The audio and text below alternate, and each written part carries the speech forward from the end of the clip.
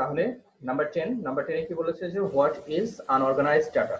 Unorganised data বলতে আমরা সেই সকল ডাটাকে বোঝাচ্ছি। ডেফিনেশনের মধ্যে আমরা কি লিখবো, the data which are not arranged in any order. The data আমরা জানি যে যে কোনো ডাটাকে আমরা দুটা অর্ডারে সাজাতে পারি, একটা হচ্ছে অ্যাসেন্ডিং আর একটা হচ্ছে ডিসেন্ডিং। মনে আছে তো, অ্যাসেন্ডিং একটা অর্ডার আর একটা হচ্ছে ডিসেন্ডিং অর্ডার। তো যে ডাটাগুলোকে আমরা কোনো অর্ডারেই সাজাতে পারবো না, those data are called unorganised data. ঠিক আছে, এটা এটা একটা ডেফিনেশন গেল। এখানে বলেছে এক্সাম্পল দিতে, গিভ এক্সাম্পল। তাহলে আনঅর্গানাইজড ডাটার কিছু এক্সাম্পল আমরা দিয়ে দিতে পারি, 1, 5, 10, 2, 3 এরকম করে তোমরা যে কোনো আনঅর্গানাইজড ডাটার এক্সাম্পল দিয়ে দিতে পারো। নাম্বার 11 টা সলভ করি আমরা। নাম্বার 11 এ কি বলছে যে write down an unorganised data, arrange them in order to put in an organised form. To put in an organised form, যে কোনো একটা অর্গানাইজড ফর্মে তাদেরকে রাইট ডাউন, যে কোনো একটা ডাটা আমাদেরকে লিখতে বলছে। এখানে আমি তোমাদেরকে লিখে দেখাবো। এখন আনঅর্গানাইজড ডাটা লিখবো, তারপরে কি বলেছে যে এন্ড অ্যারেঞ্জ দেম, যেহেতু আনঅর্গানাইজ তাদেরকে অ্যারেঞ্জ করতে হবে ইন অর্ডার, যে কোনো অর্ডার। এটা তুমি যে কোনো অর্ডারে তাদেরকে অ্যারেঞ্জ করতে পারো। এখানে ওরা উল্লেখ করে বলে দেয়নি যে অ্যাসেন্ডিং অর্ডারে তুমি অ্যারেঞ্জ করবে নাকি ডিসেন্ডিং অর্ডারে অ্যারেঞ্জ করবে, এটা তোমার ইচ্ছা, তুমি যে কোনো অর্ডারে তাকে অ্যারেঞ্জ করতে পারো। And put an organised form, এবং সেটাকে অ্যারেঞ্জ করে তারপরে তোমাকে লিখতে বলছে। তো আমরা যদি সেরকম কোনো ডাটা এখানে লিখি,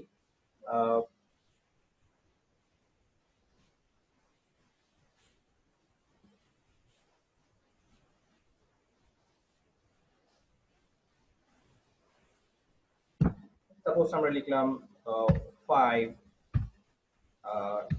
10, 3, 6,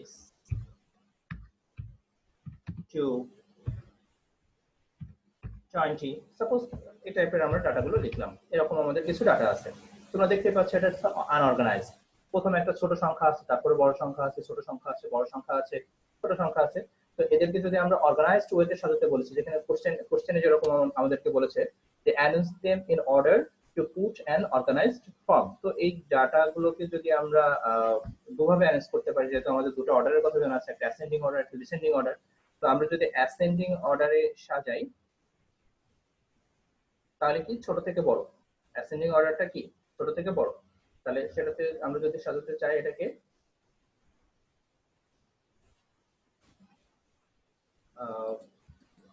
এইটা আমাদের ডাটা গেল। তাহলে অ্যাসেন্ডিং অর্ডারে আমরা যদি এটাকে সাজাই, তাহলে এখানে হবে প্রথমে ছোট সংখ্যাটা কত আছে, 2 আছে, তারপর কত আছে, 5 আছে, তারপর কত আছে,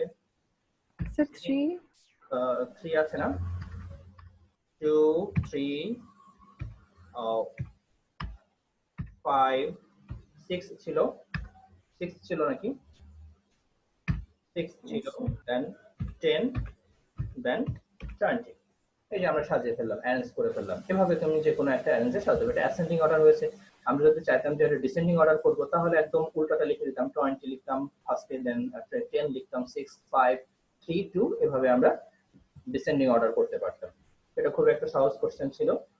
নেক্সট কোশ্চেনে চলে যাচ্ছি আমরা। 12 নাম্বার কোশ্চেনে কি বলেছে, এটা একটা আমাদের গ্রাফ করতে হবে। Following are the marks of the obtained in mathematics by 60 students of a class। যে কোনো একটা ক্লাসের 60 জন স্টুডেন্টের মার্ক এখানে দেওয়া আছে ম্যাথমেটিক্সে। Make a frequency distribution table. Frequency distribution table খুবই ইজি একটা কোশ্চেন। ফ্রিকোয়েন্সি ডিস্ট্রিবিউশন টেবিলে কয়টা কলাম থাকে, এরকম করে 3টা। কয়টা কলাম থাকে, 3টা কলাম থাকে। 3টা। হ্যাঁ, প্রথম কলামটা থাকে ক্লাস, দ্বিতীয় কলামটা থাকে ট্যালি, আর তৃতীয় কলামটাতে থাকে কি, মার্কস বলতে পারো, অথবা ফ্রিকোয়েন্সি বলতে পারো। হ্যাঁ, যতগুলো সংখ্যা। তার মানে প্রথমে আমাদেরকে ক্লাস করতে হবে, ক্লাস করে নিতে হবে, ক্লাস করতে হবে, তারপর ট্যালি করতে হবে, আর তারপরে ফ্রিকোয়েন্সিটা লিখতে হবে, যত ওই ক্লাসের ভিতরে যতজন স্টুডেন্ট আছে সেরকম। তো ক্লাস করার আগে আমাদেরকে আগে রেঞ্জ বের করতে হবে, নাম্বার অফ ক্লাস বের করতে হবে। সে কথাগুলো মনে আছে তো, কি করে রেঞ্জ বের করতে হয়, দেন নাম্বার অফ ক্লাস বের করতে হবে, কারণ নাম্বার অফ ক্লাসের উপরে ডিপেন্ড করবে আমরা কতটা রো নিব, এটা ডিপেন্ড করবে আমাদের নাম্বার অফ ক্লাসের উপরে। Number of class and range বের করতে গেলে এখানে যে ডাটাগুলো তোমরা দেখতে পাচ্ছ এই ডাটাগুলোর ভিতর থেকে তোমাদেরকে কি খুঁজে বের করতে হবে, সবচেয়ে লোয়েস্ট ভ্যালুটা খুঁজে বের করতে হবে এবং হাইয়েস্ট ভ্যালুটা খুঁজে বের করতে হবে, তাই না? তো বলো তো এখানে লোয়েস্ট ভ্যালুটা কত আছে, এখানে লোয়েস্ট ভ্যালুটা কত আছে বলো।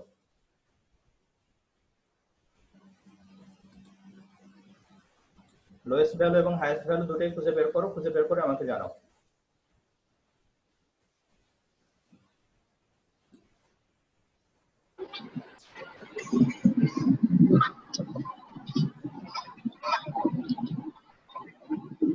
রাজিন মিউট রাখো, রাজিন মিউট রাখো, যখন কথা বলবে তখন আনমিউট করে কথা বলবে।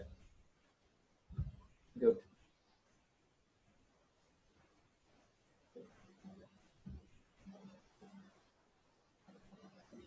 আমাদের এখানে লোয়েস্ট ভ্যালুটা আছে বা লোয়েস্ট নাম্বারটা আছে 22। 22 আর হাইয়েস্ট হচ্ছে 97 হাইয়েস্ট হচ্ছে 99 99 99, highest 99 and lowest value is 22. 22 Yes, তো রেঞ্জ বের করার ফর্মুলাটা কি মনে আছে Lamia? How to find out the range? Upper value minus lower value plus 1. Upper value minus lower value plus 1. তার মানে আমরা এখন রেঞ্জটা বের করে ফেলবো। আমি স্ক্রিনে চলে যাচ্ছি। ওকে, সো এটা আগে তোমরা লিখে নিবে, হাইয়েস্ট ভ্যালু অথবা হাইয়েস্ট মার্ক এটা লিখে নিতে পারো। হিয়ার কোশ্চেন নাম্বার কত, 12।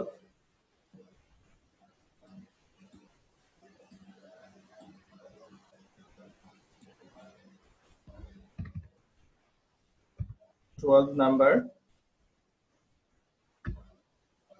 এখানে আমাদের হাইয়েস্ট ভ্যালু হচ্ছে, আমি সংক্ষেপে লিখছি,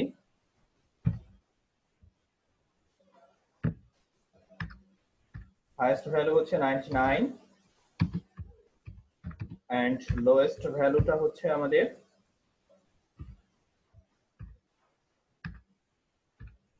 কত, 22।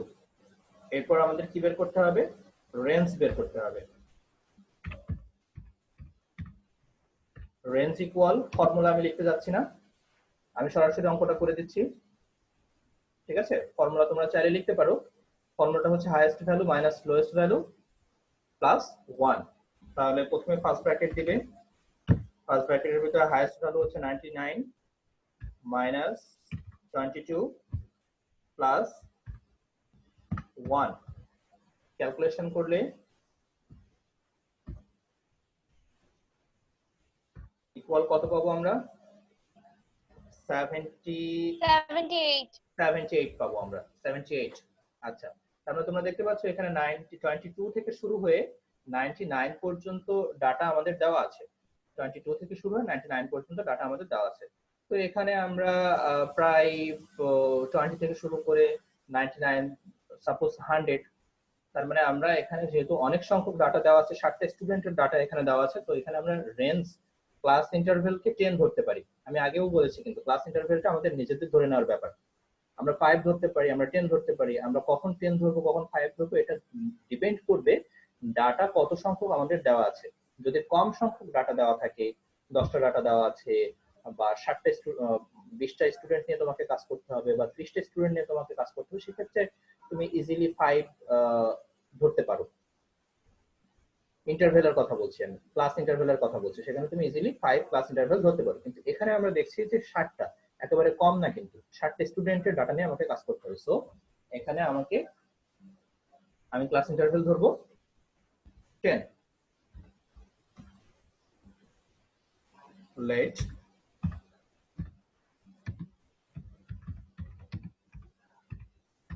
Class interval equal 10। তার মানে এখন আমাদেরকে কি বের করতে হবে, নাম্বার অফ ক্লাস বের করতে হবে। দেয়ারফর নাম্বার অফ ক্লাস,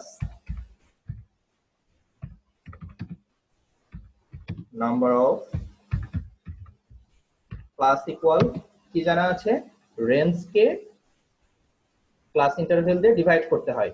তাই না? রেঞ্জ যেটা তুমি পেলে, এই যে উপরে তুমি যে রেঞ্জটা পেয়েছো, রেঞ্জ 78 পেয়েছো, এই রেঞ্জকে তুমি যদি ক্লাস ইন্টারভ্যালতে ডিভাইড করো, then you will get the number of class. তো ফর্মুলা লিখতে পারো, অথবা এখানে সরাসরি তোমরা ডিভাইড করে দিতে পারো। ফর্মুলা লিখতে পারো অথবা সরাসরি তোমরা এখানে ডিভাইড করে দিতে পারো। তাহলে 78 বাই 10 ইকুয়াল কত হবে? 7.8। 7.8 আমরা জানি যে স্যার তাহলে 8 হবে। ইয়েস, কোনো ফ্র্যাকশন নাম্বার এখানে রাখতে হয় না। তাহলে এটা ইকুইভ্যালেন্ট কত হবে? এটা ইকুয়াল আমরা লিখে দিতে পারি ইটস 8। তার মানে আমরা পেয়ে গেলাম কতটা রো আমাদের নিতে হবে। 8টা রো আমাদেরকে এখান থেকে নিতে হবে। কয়টা রো নিতে হবে?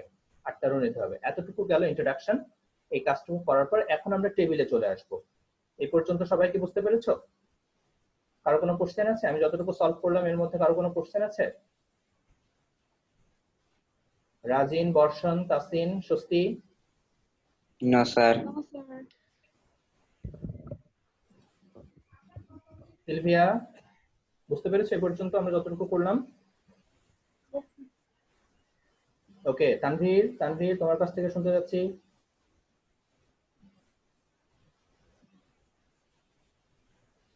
ওকে, ঠিক আছে। কারো কোনো প্রবলেম থাকলে পরে বলবে আমাকে।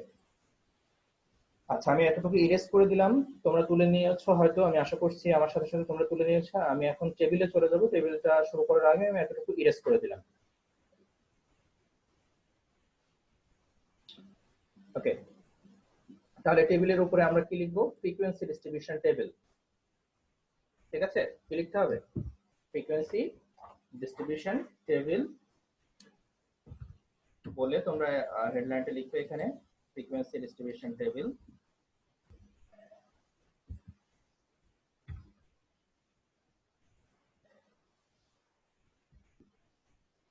তাহলে আমরা এখানে নিয়ে নিই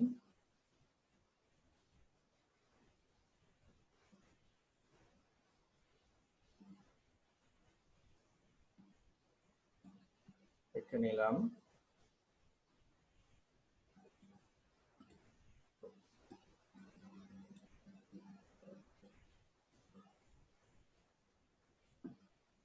নিলাম, এরপর এই একটা নিলাম। প্রথমে এখানে হবে হেডলাইন, এখানে হেডলাইন হবে। তারপর কলাম কয়টা হবে জানো? 3টা কলাম হবে, তাই না? 3টা কলাম হবে। একটা কলাম করলাম, এটা আমাদের second column and third column. Okay, তো এর মধ্যে আমরা লিখবো, এই জায়গাটাতে আমরা লিখবো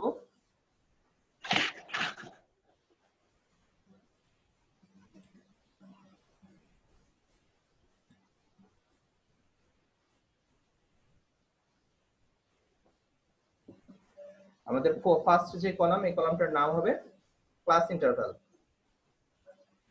কি হবে?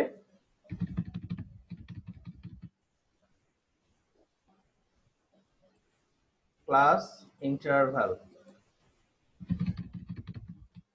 সংক্ষেপে আমি লিখছি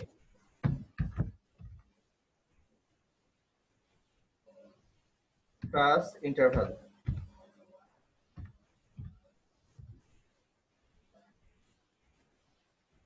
দেখা যাচ্ছে? এখানে আমি ক্লাস ইন্টারভাল লিখেছি, দেখা যাচ্ছে?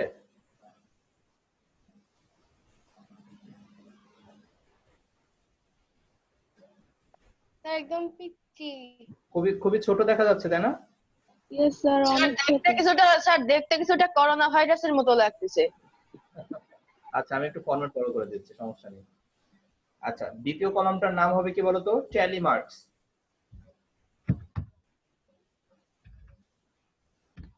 ট্যালিও লিখতে পারো তোমরা শুধু, অথবা ট্যালি মার্কস। এর পরের কলামটা যেটা, সেটার নাম কি বলেছিলাম বলতো? ফ্রিকোয়েন্সি। যেহেতু আমরা যে টেবিলটা করছি, টেবিলটার নাম হচ্ছে ফ্রিকোয়েন্সি ডিস্ট্রিবিউশন টেবিল, তো আমরা এটার নাম লিখে দিই ফ্রিকোয়েন্সি।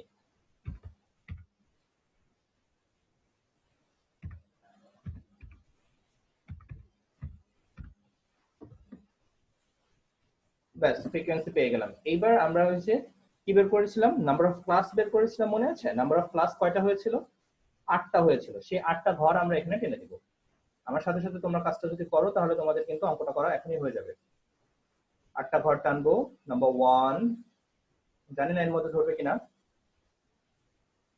দেন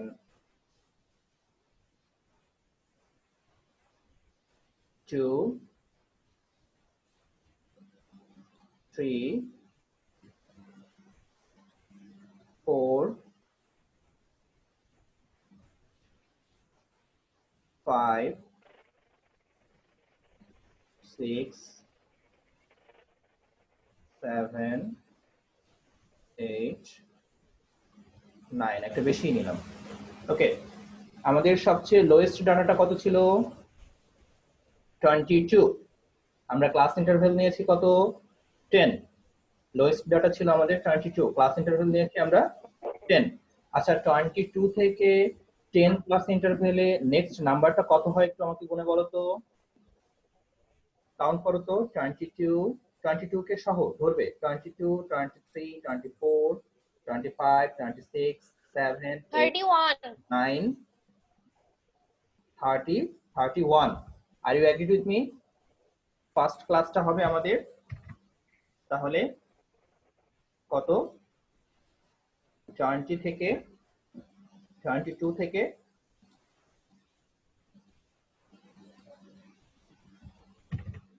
31, এটা আমাদের ফার্স্ট ক্লাস। সেকেন্ড ক্লাসটা হবে কত তাহলে? যেহেতু উপরেরটা 31 হয়েছে তাহলে পরেরটা শুরু হবে 32 থেকে। 32 থেকে কত পর্যন্ত হবে?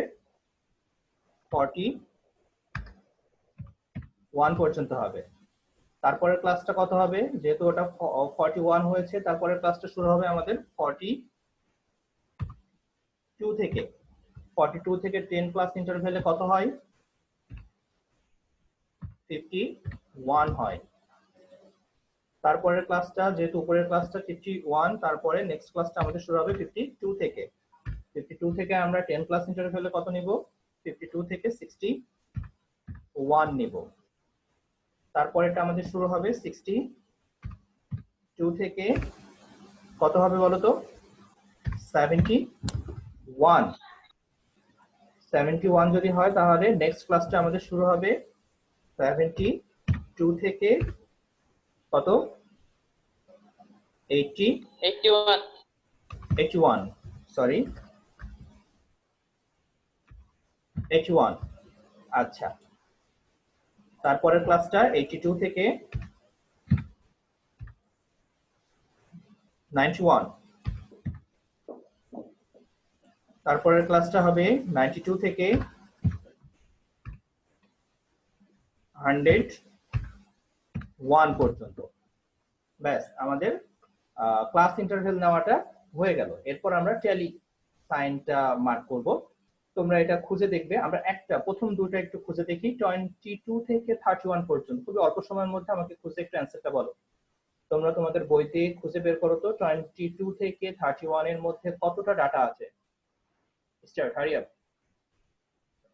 কতটা ডাটা আছে সবাই একে একে আমাকে স্যার 5টা। 5টা। আচ্ছা, রাজিনের কাছ থেকে শুনলাম 5টা। দেন সবাই বলবে।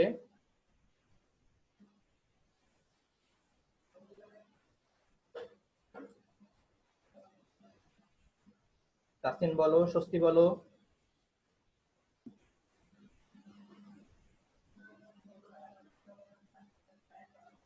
5টা। 5টা। আমি আরেকজনের কাছ থেকে শুনে আমি এটা লেখা শুরু করবো, ইনপুট দিব।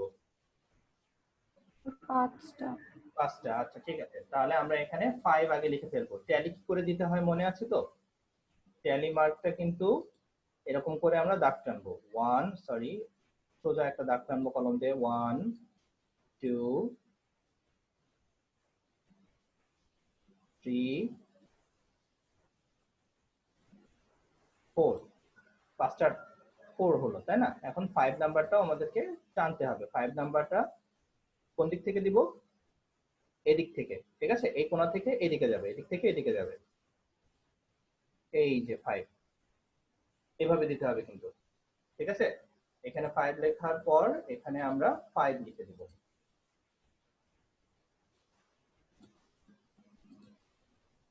এই জায়গাতে আমরা 5 লিখে দেব।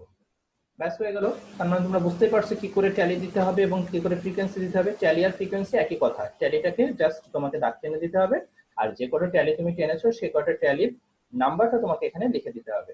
একইভাবে এখানে বাকিগুলো আমরা করে ফেলবো। এখানে তোমরা বুঝতেই পারছো সেম ব্যাপার। আমি ট্যালি গুলো আর দেখাচ্ছি না, ফ্রিকোয়েন্সি গুলো এখানে আরো হয়তো হবে। এখানে হতে পারে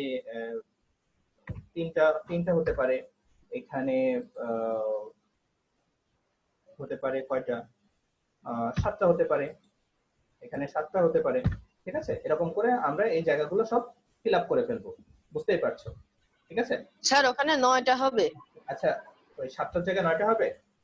হ্যাঁ ফাইন, 9টা। তারপরেরটাতে এরকম করে আমি জাস্ট ব্যাপারটাকে মানে আর লেন্দি করতে চাচ্ছি না।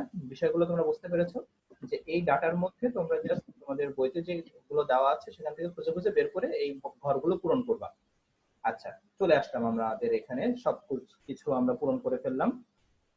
সাপোজ এখানে আমাদের সংখ্যা হয়ে গেছে। এই যে লাস্ট যে ঘরটা আছে এই ঘরটা হচ্ছে টোটালের ঘর। এই ঘরটা কিসের ঘর? এটা হচ্ছে টোটাল। এখানে আমরা লিখবো টোটাল। টোটাল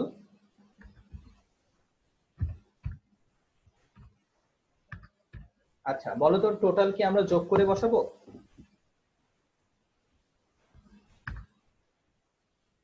টোটালটা অবশ্যই আমরা যোগ করে বসাবো, তবে এই সংখ্যাটা হতে হবে আমাদের কোশ্চেনে যে সংখ্যা আছে সেই সংখ্যার সাথে একেবারে মিলে যেতে হবে। এখন টোটাল যোগ করে যদি তোমার হয় 55, এই টোটালটা করে যদি তোমার হয় 55, তাহলে কি বুঝবে তোমার অঙ্ক হয়েছে? তুমি যদি এখানকার এই ফ্রিকোয়েন্সি গুলো যোগ Yes, করে sir. যদি দেখো যে তোমার টোটাল হয়েছে 55, তাহলে কি তোমার অঙ্ক হয়েছে? Yes sir. No sir, no, no sir, no, অঙ্ক হয়নি। কেন হয়নি? 60 হতে হবে। রাইট, আমাদের হতে হবে 60, কারণ কোশ্চেনে বলেই দেওয়া আছে how many students are there. There are 60 students, so the total of frequency must be 60. যদি এখানে আমাদের 55 হয়, 59 ও হয়, 58 হয়, তাহলে বুঝতে হবে আমার অঙ্কটা ভুল গেছে কোথাও। So then you have to do the recheck your table. Recheck your table. ঠিক আছে? তো এখানে 55 কখনোই হওয়ার সুযোগ নেই। এখানে যেটা হতে হবে সেটা হতে হবে 60। ওকে, ব্যাস, আমাদের অঙ্ক শেষ। আমাদের অঙ্ক শেষ। এভাবে যদি আমরা অঙ্কটা করতে পারি তাহলে আমাদের অঙ্কটা শেষ হয়ে যাবে। বুঝতে পেরেছো সবাই? Yes, sir. হ্যাঁ, এটা খুবই সহজ একটা ব্যাপার ছিল। আমাদের ক্লাস তো প্রায় শেষের দিকে।